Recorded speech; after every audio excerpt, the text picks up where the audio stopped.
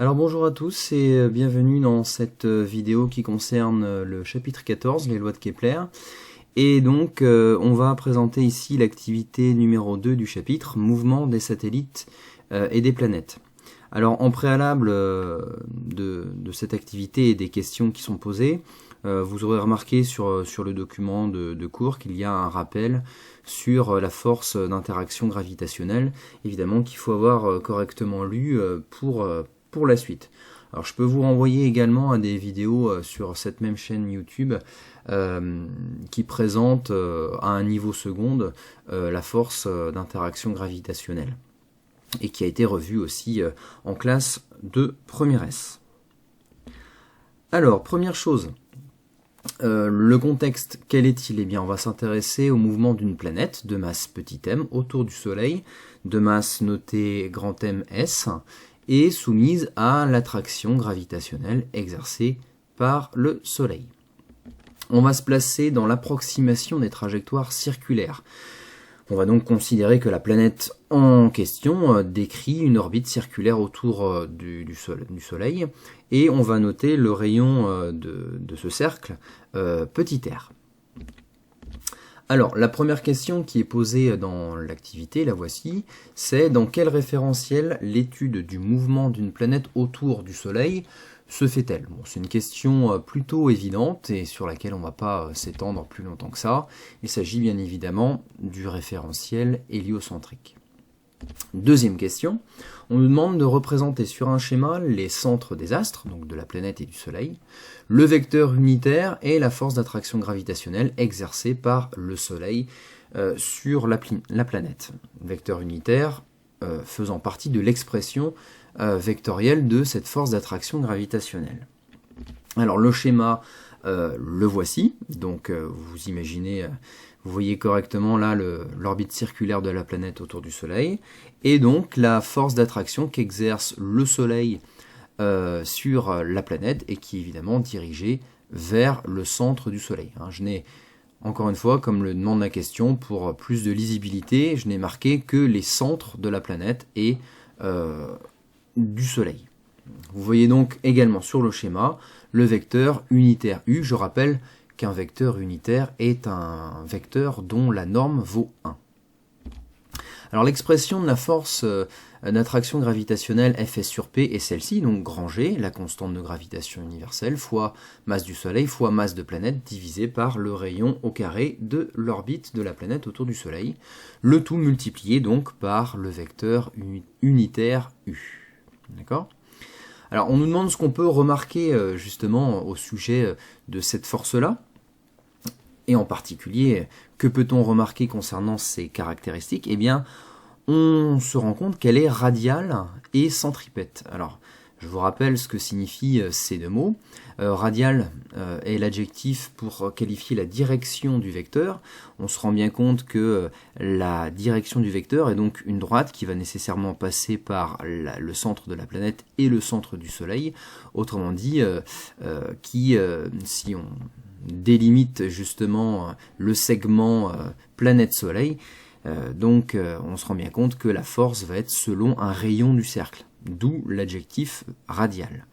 Et également centripète, tout simplement parce que le vecteur, concernant son sens, est dirigé vers le centre du cercle, autrement dit ici vers le centre du Soleil.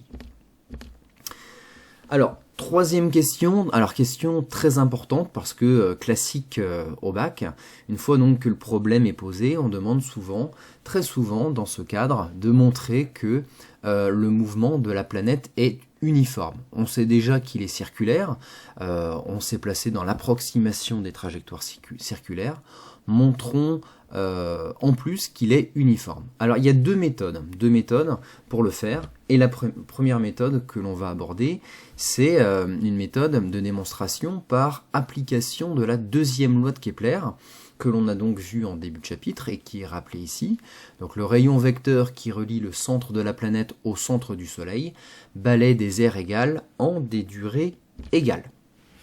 Alors justement, un petit schéma obligatoire pour comprendre la suite. Imaginons ici 4 positions de planètes, vous voyez P1, P2, P3, P4, qui nous servent à délimiter des aires balayées en des durées égales. Donc une première aire, S, P1, P2, et une deuxième aire, S, P3, P4. Donc ces aires qui sont balayées en des durées égales, d'après la deuxième loi de Kepler, bah, sont forcément elles-mêmes égales, elles ont la même surface, d'accord? Donc SP1P2 et SP2P3 sont des aires de surface égales, sont des aires égales, ok? Bien, alors ce qu'on sait aussi, c'est que la trajectoire est circulaire, donc nécessairement, et ce ne serait pas le cas avec une trajectoire elliptique, mais nécessairement ça a pour conséquence que les deux surfaces, SP1P2 et SP3P4, ont exactement la même forme. Conséquence, les arcs de cercle P1, P2, ici, et P3, P4, ont exactement la même longueur. Alors ça signifie quoi? Ça veut dire finalement que ces arcs de cercle que la planète parcourt, ça signifie que la planète parcourt des distances égales en des durées égales, puisque les arcs ont la même longueur. D'accord? Donc distance égale en des durées égales, ça veut donc dire nécessairement que la valeur de la vitesse est constante, et donc que le mouvement est uniforme. Donc voilà la première méthode de démonstration du fait que le mouvement de la planète est uniforme dans l'approximation des trajectoires circulaires, en ayant impliqué la deuxième loi de Kepler. D'accord? Donc il faut bien comprendre l'enchaînement qui a été fait dans cette démonstration. Alors deuxième possibilité de démonstration du fait que le mouvement de la planète est uniforme, c'est par application de la deuxième loi de Newton à la planète de masse que l'on va supposer constante. D'accord? Alors je répète ici la deuxième loi de Newton. Je ne refais pas la démonstration, mais on sait très bien que l'on peut aboutir au fait que la somme des forces extérieures qui s'exercent sur la planète est égale à la masse fois l'accélération. Et puis on a une seule force qui s'exerce évidemment sur la planète, c'est la force d'attraction gravitationnelle qu'exerce le Soleil sur la planète. Donc Fs sur P égale m fois A. D'accord? Donc on va un tout petit peu plus loin. On se rend compte que l'accélération, du coup, étant donné cette relation, a les mêmes caractéristiques que la force, étant donné qu'il y a entre les deux qu'un facteur masse qui est positif. D'accord? En conséquence, ça veut dire que l'accélération est radiale et centripète elle-même. Et souvenez-vous de la fin du chapitre 8, on avait déjà rencontré cette situation. Et donc, cette situation correspond au fait que l'on a justement un mouvement qui est circulaire, bien sûr, mais aussi uniforme. Donc la démonstration est faite. Voilà. Maintenant, il faut aller un petit peu plus loin. La question demande aussi de donner l'expression de l'accélération. Tout simplement en reprenant l'égalité qui est au-dessus, force qu'exerce le Soleil sur la planète égale masse fois accélération, je ne fais que remplacer la force qu'exerce le Soleil sur la planète par son expression. D'accord? Donc GMS M sur R carré fois le vecteur unitaire. Alors ce que l'on voit facilement, c'est qu'on a le facteur masse de part et d'autre du signe égal, que l'on peut supprimer. Et donc vous avez l'expression qui apparaît de l'accélération entre grand G, la constante de gravitation universelle, ms, la masse du Soleil, et le rayon de l'orbite au carré, et également bien sûr le vecteur unitaire. Alors la valeur, autrement dit la norme de l'accélération, qu'est-ce que ça donne? Puisque le vecteur U est un vecteur unitaire, la norme de l'accélération, on enlève la flèche, ça nous fait GMS sur R au carré. Alors quatrième question, quelque chose d'important aussi, puisque c'est l'enchaînement logique, c'est-à-dire que toute cette démonstration a pour objectif en général de vous faire établir l'expression de la vitesse de la planète, ainsi que celle de sa période de révolution. On a vu en fin de chapitre 8 que dans le cas d'un mouvement circulaire uniforme, l'accélération est radiale et centripète, ça on l'a déjà dit, mais on a une expression de l'accélération en fonction de la vitesse qui est, autre que celle qu'on a eu l'habitude d'utiliser justement dans le chapitre 9 et l'application des lois de Newton. C'est-à-dire, la norme de l'accélération, c'est la vitesse au carré divisé par le rayon du cercle décrit par la planète. Okay. Alors du coup, on connaît justement la norme de la valeur de l'accélération, gms sur r au carré, c'est donc égal à v au carré sur r. Okay. Donc là, on va simplifier tout ça de manière assez rapide. On voit très vite que de part et d'autre du signe égal, on peut simplifier par r. Et donc il vient que v au carré égale gms sur r. Il reste à appliquer une racine carrée là-dessus. Et donc voilà l'expression de la vitesse de la planète. Racine carrée de g ms sur r. D'accord? Donc première démonstration à savoir faire. Deuxième chose, on nous demande aussi l'expression de la période de révolution. Alors évidemment, il faut comprendre ce que signifie période de révolution. Je l'ai noté ici, c'est évidemment la durée nécessaire à la planète pour parcourir son orbite. Et ça correspond donc au périmètre d'un cercle de rayon r, et donc à une distance d qui correspond à 2 fois pi fois r. D'accord? Donc la révolution, c'est le mouvement de rotation d'une planète autour d'une étoile, d'accord? Ou pourquoi pas le mouvement d'un satellite autour d'une planète. Okay. Donc la période de révolution, cette durée, va bien sûr être égale au quotient d'une distance par une vitesse. D'accord? Donc distance, autrement dit périmètre d'un cercle, ça donne donc 2πr sur v. Donc on fait 2πr divisé par v. Autrement dit, 2πr fois l'inverse de v. Donc ce que l'on sait, c'est que, étant donné que v s'exprime en fonction de différentes constantes, s'exprime sous forme d'une fraction, multiplié par l'inverse de v, ça va correspondre donc à faire 2πr multiplié par la racine carrée de l'inverse de la fraction dont dépend justement la vitesse. D'accord? Donc 2 fois pi fois r fois racine de r sur grand G fois ms. Okay. Voilà donc l'expression de la période, mais que l'on peut simplifier. Parce qu'on voit en fait que l'on a deux termes r, c'est-à-dire vous voyez apparaître le rayon de l'orbite ici, en dehors de la racine carrée, et également sous la racine carrée. On va essayer de regrouper ces deux termes, c'est pour ça que je fais apparaître ici racine carrée de r au carré, qui correspond, vous comprenez bien, au r que l'on a ici, dans l'expression, on va dire, initiale. D'accord? Donc, une racine fois une racine, bah, je peux tout mettre sous la même racine. Ça fait donc 2π racine carrée de r au carré fois r sur g ms. Donc, r au carré fois r, qu'est-ce que ça donne? R au cube. Donc, voilà l'expression de la période qui est démontrée. Donc t égale 2π racine carrée de r au cube sur gms.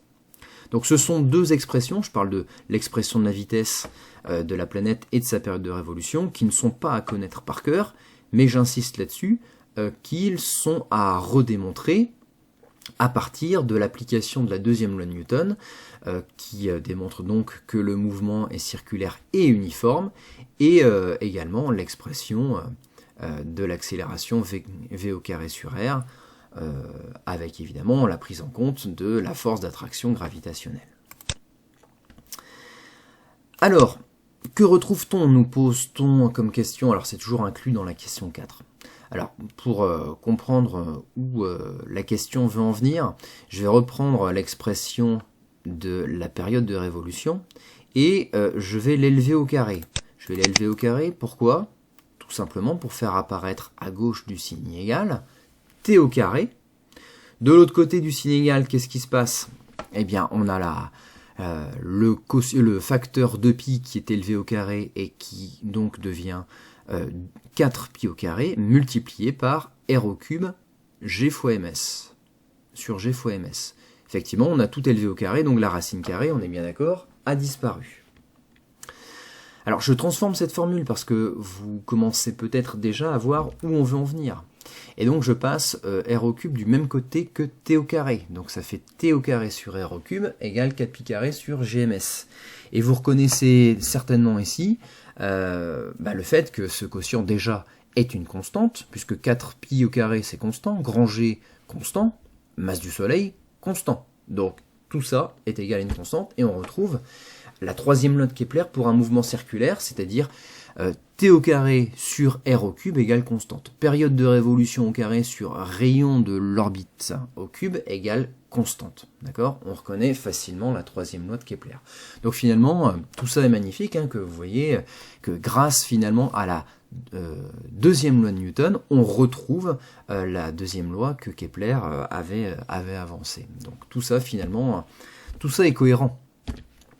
Quel commentaire peut-on faire? Eh bien, on voit justement que la constante, à laquelle est égale t carré sur r cube, elle ne dépend absolument pas de la planète en question, mais uniquement de l'astre attracteur, en particulier de la masse de l'astre attracteur.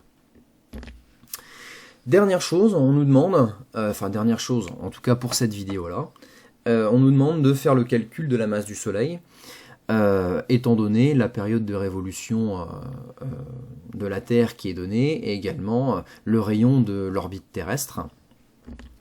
Je repars de cette version de la formule qui donne la période de révolution en fonction des autres paramètres, donc la version avec t carré, pour donc directement isoler la masse. Alors évidemment, là, je vous laisse un petit temps, vous faites pause. Ok, vous faites pause et vous essayez de trouver la masse du Soleil en fonction donc des autres paramètres pour ensuite trouver le résultat. Donc pause là maintenant, tout de suite, on clique. Et donc on se retrouve pour la correction. Donc si on exprime ms en fonction du reste, ça donne évidemment ceci, ms égale 4pi carré fois r au cube sur gt au carré. Et pour l'application numérique, donc c'est là qu'il y a les pièges évidemment, hein, puisque évidemment l'orbite, le rayon de l'orbite terrestre, il est donné en kilomètres, 1,5 fois 10 puissance 8, on multiplie par 10 puissance 3 pour être en mètres, unité du système international. La constante de gravitation universelle, vous l'avez au début de l'activité. Et la période de révolution de la Terre, elle est donnée en jours, 365,25, multiplié évidemment par 24 heures dans un jour, multiplié par 3600 secondes dans une heure, parce qu'évidemment, dans le système international d'unité, il convient d'exprimer une durée en secondes. Et donc, vous devez trouver une masse de Soleil qui est égale à 2,0 fois 10 puissance 30 kg. Voilà pour cette vidéo, je vous retrouve dans une prochaine vidéo, sans doute un petit peu moins longue, pour traiter les dernières questions de cette activité.